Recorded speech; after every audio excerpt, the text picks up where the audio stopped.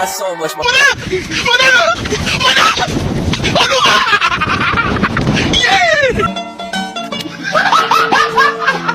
Are you ready, kids? Aye, aye, Captain! I can't hear you. Aye, aye, Captain! Oh!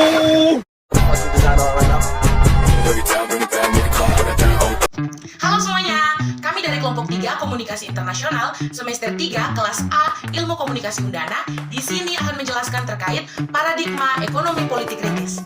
Yuk simak video selanjutnya. Yang pertama adalah pengertian paradigma ekonomi politik kritis. Paradigma ekonomi politik kritis adalah sebuah kerangka pemikiran atau pendekatan teoritis dalam ilmu sosial dan ekonomi yang berfokus pada analisis kritis terhadap hubungan antara ekonomi, politik, dan kuasa. Paradigma ini mencoba memahami bagaimana struktur ekonomi dan kebijakan politik memengaruhi distribusi kekuasaan, ketidaksetaraan sosial, dan dinamika sosial di masyarakat.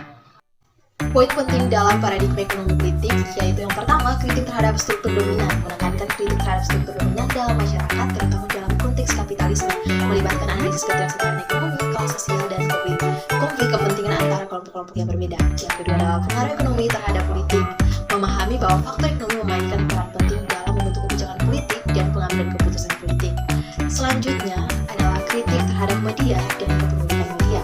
Paradigma ini juga sering menyoroti peran media dalam membentuk opini publik dan bagaimana kepemilikan media oleh kelompok-kelompok tertentu dalam memengaruhi narasi yang disampaikan oleh media. Selanjutnya adalah poin penting terkait pemberdayaan masyarakat.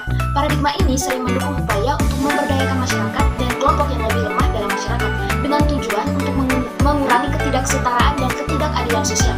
Lalu, paradigma ekonomi politik kritis telah digunakan untuk menganalisis berbagai isu, termasuk ketenagakerjaan, ketidaksetaraan pendapatan, ketidakadilan sosial, globalisasi, dan banyak isu lainnya yang berkaitan dengan hubungan antara ekonomi dan politik. Inti dari kasus ini adalah terkait dengan ketenagakerjaan, eksploitasi, ketidaksetaraan, dan konflik kepentingan dalam konteks penggunaan tenaga kerja asing. Berikut ini adalah poin inti yang terkait dengan kasus ini. Yang pertama adalah penggunaan tenaga kerja asing. Inti dari kasus penggunaan tenaga kerja asing adalah tenaga kerja oleh Cina di PT GNI yang menciptakan ketidaksetaraan dalam lapangan pekerjaan, di mana pekerja asing seringkali dipekerjakan dengan upah yang lebih rendah dari pekerja lokal. Yang kedua adalah eksploitasi pekerja, di mana kasus ini mencerminkan masalah eksploitasi pekerja, terutama jika pekerja asing bekerja dalam kondisi yang tidak memadai atau di bawah upah minimum, seperti kerja berlebihan, kurangnya hak pekerja, atau kondisi kerja yang tidak aman. Yang ketiga adalah konflik kepentingan. Terdapat konflik kepentingan antara perusahaan yang mungkin ingin menggunakan tenaga kerja asing untuk mengurangi biaya produksi dan pekerja lokal yang mungkin merasa tersisihkan atau terdiskriminasi karena penggunaan pekerja asing. Yang keempat adalah peran pemerintah dan regulasi. Peran pemerintah dan gerakan regulasi juga menjadi inti dalam kasus ini. Bagaimana pemerintah mengatur dan mengawasi penggunaan tenaga kerja asing. Dampak sosial dan dampak politik. Bentrok ini juga memiliki dampak sosial dan politik yang lebih luas, termasuk potensi ketegangan sosial di masyarakat dan tindakan politik yang dapat diambil oleh pemerintah atau kelompok kerja. Sekian video dari kelompok kami, semoga bermanfaat bagi teman-teman yang menonton.